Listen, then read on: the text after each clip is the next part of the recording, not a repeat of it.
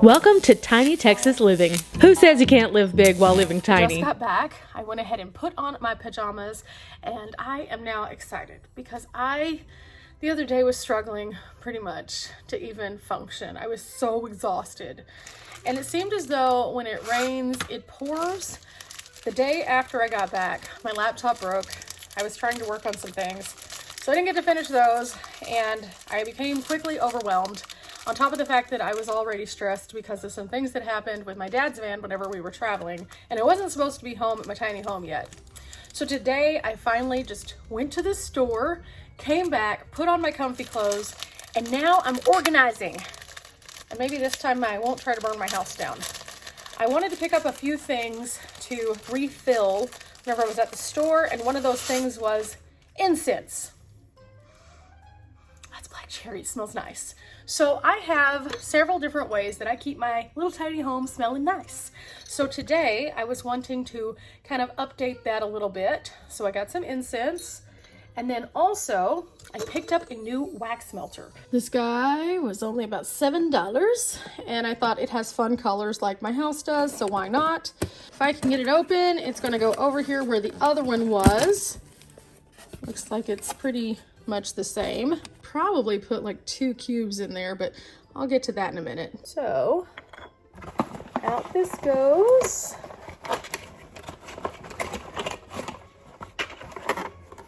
And here this goes. Okay, nothing else in here. How do I get to the bulb on this one? I'm really confused. Is this not a bulb one? Oh, okay. I don't think this does have a bulb. Okay, so it's just using this, which is a warming surface.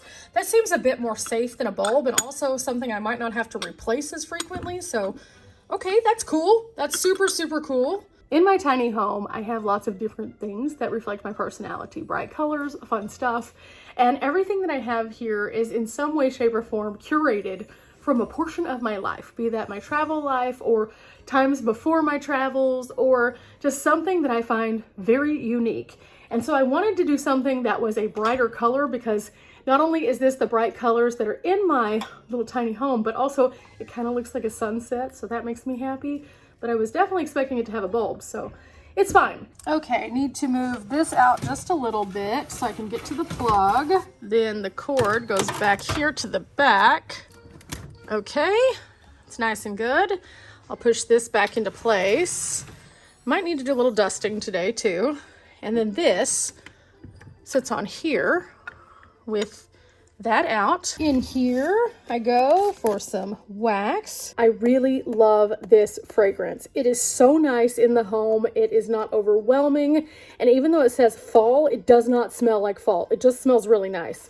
So I tried to stock up on these, and I think I'm down to my last pack over here, and then I have one over at the cabin. I'm going to start off with 1 cube. So cube goes into the top, and I should be able to reach back here and turn it on. Sure enough, turns on. So now I wait. In your tiny home, it doesn't always mean that it has to be something huge that makes a difference.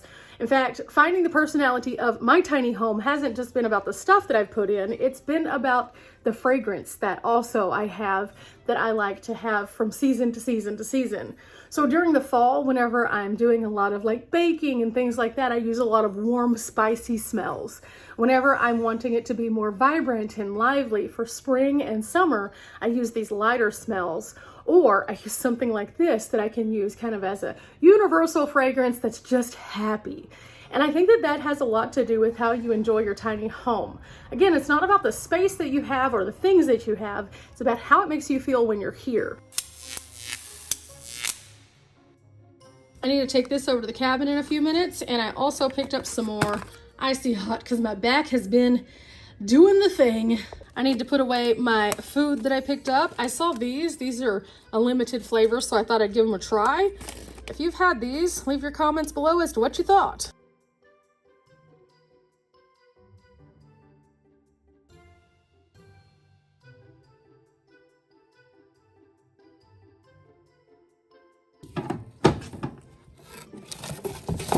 Now that all of that's complete, I can relax. I just need to go over to the cabin in a few minutes and take those things over. But all in all, I'm feeling much more at ease than I was a couple days ago whenever I first had to come home. It was really chaotic. And then when my laptop broke, which also was a chaotic moment, I was very freaked out. It's been a lot. It's been a whole lot. But again, my home provides me with a lot of comfort, a lot of joy. And because of that, I'm able to just relax even whenever I am working. So that's really super positive and why I love living in my tiny home. And even though I love being on the road as much as I am with my van journey, my tiny home is just as exciting because there's so many cool projects to do. In fact, I have some things I want to start on. But today it's about to rain, I think, so I'm not going to be able to get to those. I was wanting to do the porch today, but then they changed our weather and said, oh, just kidding, you're probably going to get storms. And I don't want to fix it all up and then it just get blown around by the really nasty weather and it have to be redone again. So I'm going to wait on that. But for the time being, I'm super, super excited because I feel like I'm home again. Now, there are some projects that are still going to eventually have to be done, and I'm not exactly sure when that's going to happen, but this cooling unit has had some issues since even before the big freeze. Something happened, and I'm not sure what, but it is having some dysfunction. And with the Texas weather coming up pretty soon, eventually we'll have to deal with that. It's always something, and there's not a lot you can do to control some of those things. In the living room, there is a Mr. Cool unit. This is the second Mr. Cool unit that we've tried here in the tiny home, and both of them have had some kind of weird thing happen. The first one was overworked during the winter storms, and understandably so. It was just so cold that it couldn't keep up. And so it kind of went, and okay, it is what it is. But this one did not have that issue. So I'm not sure exactly what has happened, but it definitely is not doing what it's supposed to. So at some point, either we're going to have some service come out here and look at it, or it's going to be replaced. I was talking to my dad about it earlier, and he said he's just not very pleased with the Mr. Cool as a whole. And there's another unit that I have in my bedroom that has been much more user-friendly. And it's this one. They look very similar, but this one is called a Perfect Air, and this one has never had an issue. And I've just maintained it the same way as the other one, clearing the filters, doing the things, making sure the outside unit part of it is good.